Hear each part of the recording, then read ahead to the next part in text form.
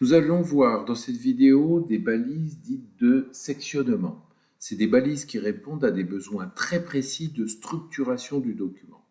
Pourquoi structurer un document? Nous l'avons déjà vu. Vous avez par exemple en architecture une maison avec deux étages et chaque étage faudra définir le nombre de pièces. Nous structurons la formation. Ben ici, dans une page web, nous allons également essayer de structurer l'information. Et généralement, ça se passe dès le début, dans le cahier des charges, où vous allez fixer en fait l'organisation de votre page. Et généralement, on commence ici par une fenêtre de navigation où vous aurez un certain nombre de liens de navigation majeurs, vers l'extérieur ou vers les parties importantes du document.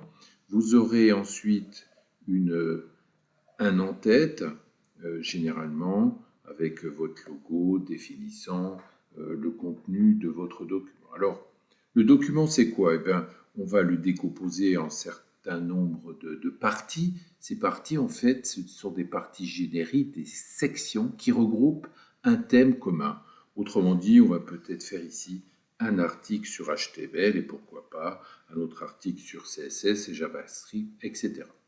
Il y aura peut-être aussi une en-tête pour décrire le contenu et en fait ici vous aurez une série d'articles et pourquoi pas sur le côté des liens ou pourquoi pas ici qu'on pourrait appeler la partie commerciale avec de la publicité. Donc, vous allez répéter évidemment ces espèces de sections du document. Alors, une fois que vous avez fait ça, le travail, je dirais, du cahier des charges tend à passer la main à la personne qui va s'occuper du fichier HTML, autrement dit, représenté sous forme du langage HTML en utilisant des balises qui ont une sémantique forte, de sections qui délimitent des zones du document avec des vraies valeurs sémantiques très particulières. Et regardez, c'est assez naturel. Vous allez utiliser les balises suivantes. Donc, vous allez commencer par, alors là, vous avez vu, j'ai inversé, peu importe, par la balise header. En fait, la balise header va se retrouver à différents niveaux de votre document. On peut l'avoir dans des sections, dans des articles, et ça, en fait, ça décrit le contenu, le contexte avec un titre, pourquoi pas une navigation, un formulaire de recherche, etc. Par exemple, dans Mozilla, vous avez ici une petite loupe qui vous permet, quand vous cliquez dessus, de mettre un mot à rechercher. Donc, header que vous allez peut-être retrouver également dans toutes les sections ici. Ensuite, vous allez avoir une balise nav. Pourquoi? C'est une section qui abrite donc ces fameux liens vers les sections, par exemple, et non pas tous les articles, et vers l'extérieur. C'est très classique, avec un comportement, mais là on vise un ordinateur, mais pour les comportements de téléphone, vous avez ces fameux petits hamburgers qui vous permettent, si vous cliquez dessus, de voir un menu déroulant. Ensuite, vous allez typiquement utiliser une balise section. Vous avez vu, c'est une section générique avec un thème commun, par exemple, parler du HTML, parler du CSS, etc. Il y a généralement un en-tête et une série d'articles. Alors, article est peut-être la balise la plus ambiguë car des sections peuvent contenir des sections, des articles peuvent contenir des sections et des articles peuvent contenir des articles. Là, on parlerait de gros documents. Mais qu'est-ce que réellement un article? Généralement, on dit que c'est une section de contenu dont le document est autonome. C'est-à-dire qu'à la rigueur, je peux l'extraire, il ne se passerait rien.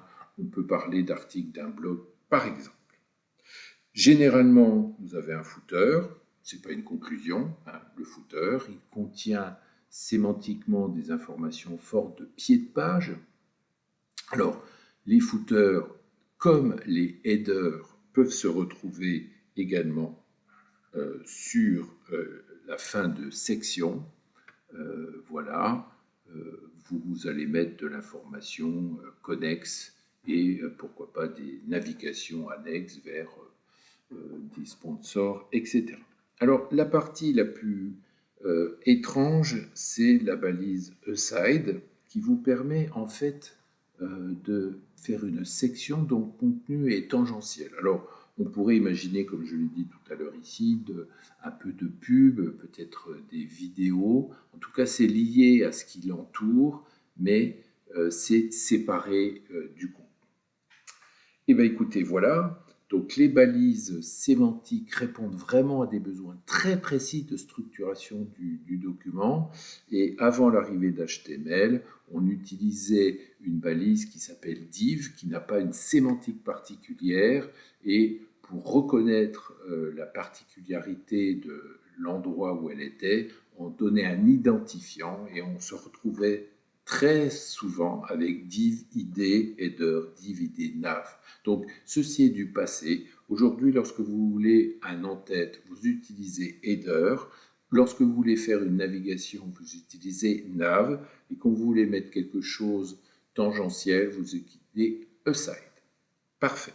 Voici la structure. Alors, je le précise maintenant, chose qui m'a énormément déçu, c'est que je pensais que en mettant nav, j'allais avoir un magnifique menu. Lorsque je mettais aside, ça allait être mis sur le côté. Ce n'est pas ça. Le HTML, vous décrivez la sémantique, c'est-à-dire aussi la structure de votre document.